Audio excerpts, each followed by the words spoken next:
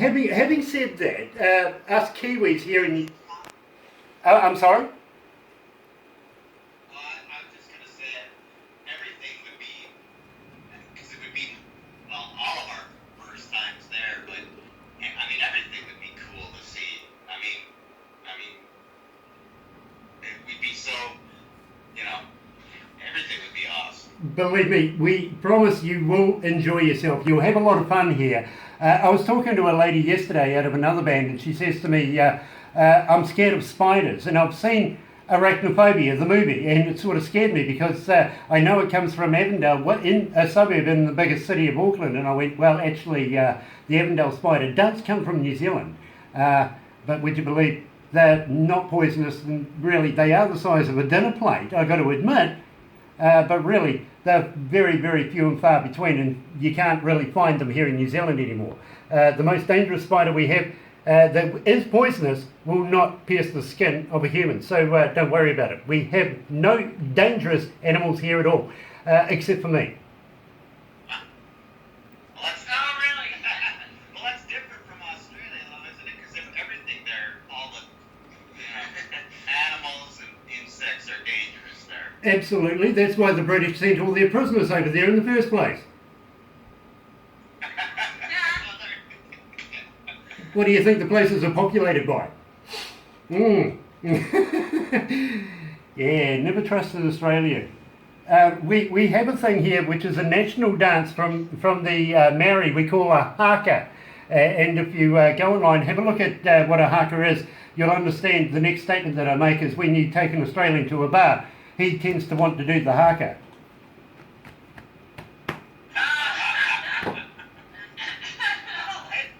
That's good to know.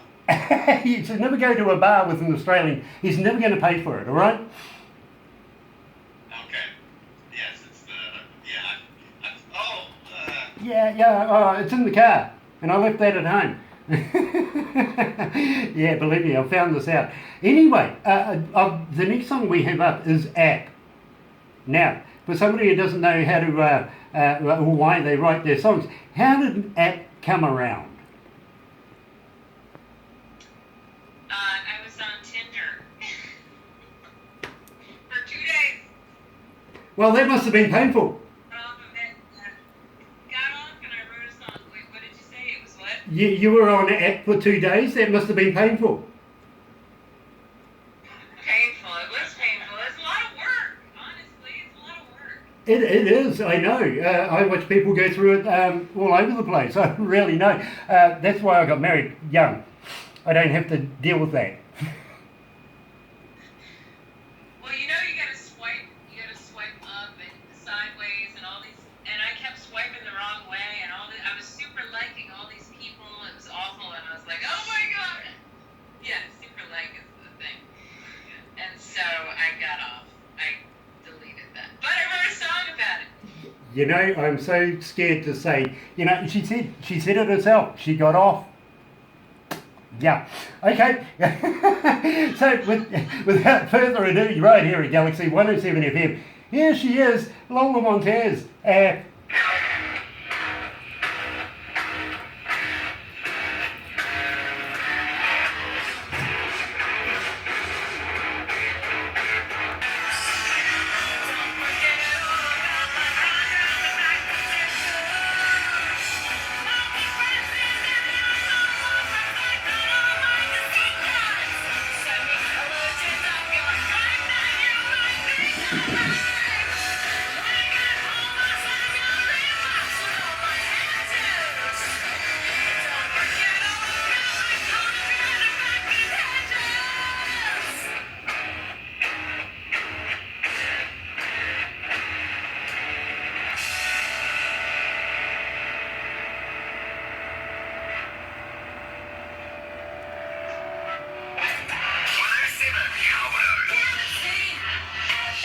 That's right, you're right here at Galaxy 107 FM, 6 after 12 o'clock and 27 degrees. Climate is just going nuts right now, it really, really is. Wednesday, March the 7th, Tuesday, March the 6th over there in Nashville. And it is a pleasure to be talking to Lola Montez from Nashville. And we were just having a chat about Tinder and everything like that.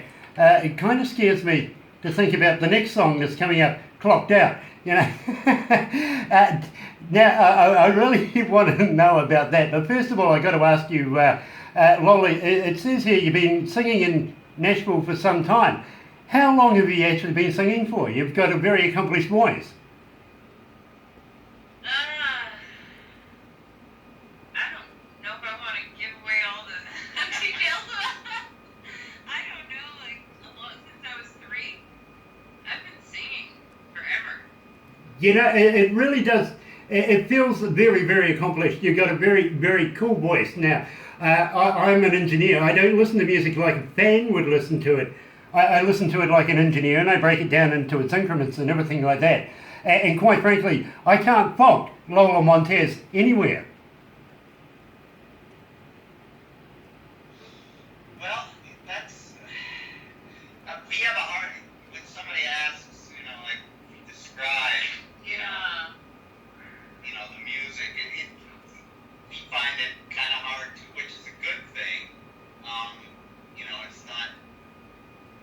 Of course, it's like it's a rock and roll band, but within that, we try to fit in as many different things as we can that we just think are good songs. I get that. I really, really do. At the same time, where were you getting these superb works recorded? What did you say? Where were you getting all of this superb work recorded? Where was the recording studio? It was west of Nashville. Just a kind of a small place, just out kind of in the middle of nowhere, and we did the basic tracks in April, and over the next couple months finished them up and had it pretty much ready to go by September. Nice. Now, who was the producer there, and who did your mastering? I did all 3 of those things. Did everything. Yeah, I knew you were more talented than you were letting on, I tell you that. Because I absolutely love your guitaring, Blake. I really, really do. I think you're an absolutely superb guitarist. And of course, Kurt, drummers, what can I say? Backline, absolutely. You got to have them, don't you? Yes, absolutely. This is so much fun to play with this band because we never quite know what, when we start a song, sometimes it ends up so different than what you might have thought at the beginning that, sometimes we're just as surprised as anybody when it comes out, when it's finished. I do get that. I really, really do. And when I was listening to your band, I've got to be honest with you, I absolutely was surprised when I found out it was only just the 3 of you. I thought there was more involved. It really does sound like a big band sound, if you know what I mean. So I got to commend Blake and all the hard work he's put in. Thank you. I also played bass on those tracks. Yeah, I was going to say, where did the bass come from? If there's only 3 of you and you're not a bassist.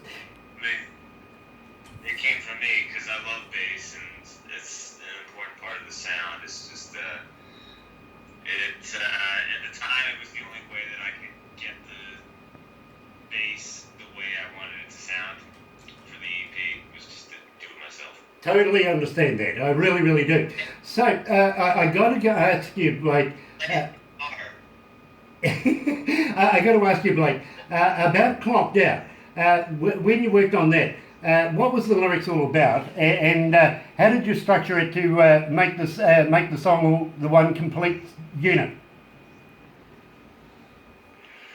The lyrics or the music? What's the lyrics about, and then we'll go into the music. How did you structure the music?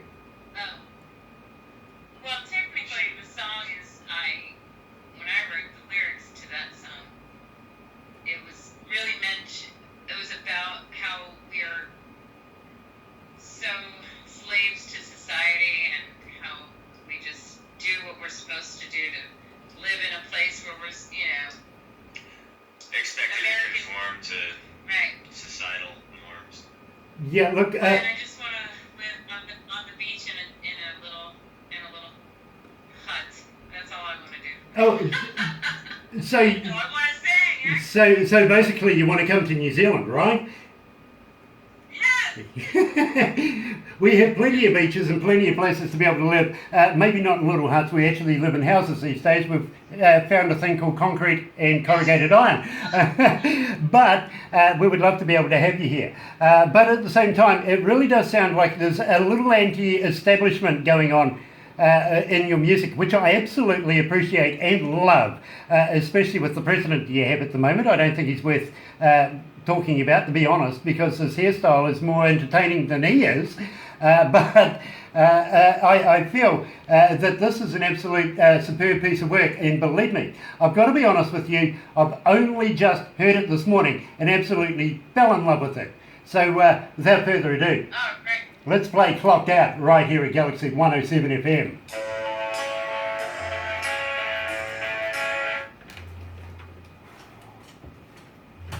Gosh. Hey, hanging in. You guys okay there? Every time he's... You guys okay? Say what? Are you guys okay there? Yeah. Yeah. Nice, nice. You'll have to go back to Troy.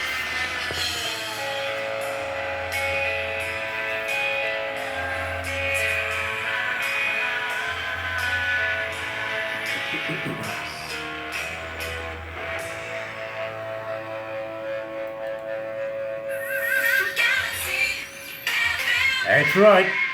That's right. You're right here at Galaxy 107 FM, and we're talking to Lola Montez coming out of Nashville, and believe me, an absolutely blissing, fun interview to have. Just going to ask you guys, just before you go, can you give us an idea of who your influences were? Now, I know that Inga's wearing a Violent Femmes t-shirt right now, but Inga, who influenced your music?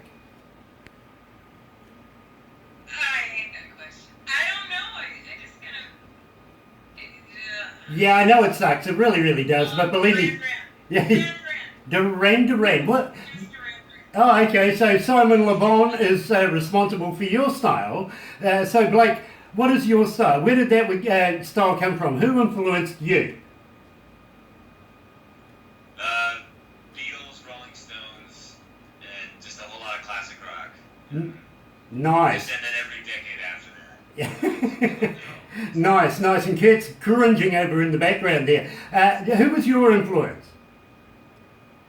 Oh, well, Kiss was the band that started me, that got me into rock and roll. And then from there, it's just,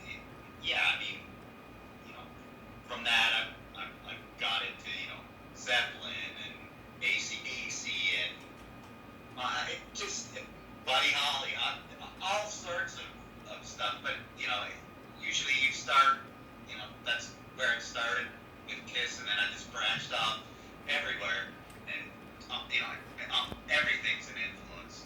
Well, I got to be honest with you. When I heard the music for the first time, I thought there was a little John Bonham in there. I really did. I thought you absolutely had some of that. He's got you can't, especially as a drummer, you cannot not be influenced in some way. At least if you're playing, heavier rock than a guy like John Bonham, absolutely. Yeah, and I got to let you know, you mentioned AC/DC. Well, I'm going to give you a little inside information.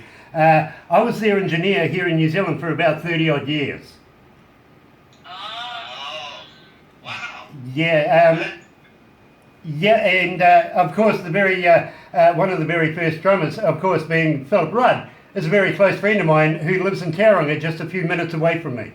That's right. And I'm glad you mentioned that, because he is highly underrated. Phil Rudd is a master at groove. He's pretty much untouchable. Yeah, absolutely. And unfortunately, he was going through a few legal problems just not so long ago. While paparazzi was parked outside his house, he's sleeping on my couch. Well, then, in my opinion, you have another godlike figure at your house. So, tell him I said hello. Yeah. We said hi. I will do when he gets back into the country. In fact, he's formed another band and is touring around the world right now. Doing very, very well, actually, as the Philip Rudd Band. So I wish him all the best. But yes, he will be back very, very shortly. I'll have a few beers with him and pass on some of your music, actually. You never know. He's the kind of guy that likes to be able to listen to other forms of music from around the world. And you never know what might actually transpire. He's a very, very intelligent man. Thinks ahead. He really, really does. So, guys, I'm going to have to wrap it up here right now. We've gone about 19 minutes over our usual time, and I've got Studio B waving at me frantically saying they want to get on. So we'll wrap it up for now. And I got to thank you very, very much for taking the time out to talk to us here in New Zealand. We are looking forward to having you down here, down under. Please pass the love on to Troy for us. We have not forgotten him anywhere. In fact, we still have a photo of him on one of the walls here. So, yep, pass on that. But don't go anywhere just yet. We've just got a couple of more simple things to do before you go off and have your bean soup. That's right. I was listening, I was. Anyway, you're right here at Galaxy 107 FM, and the band that we are bringing to New Zealand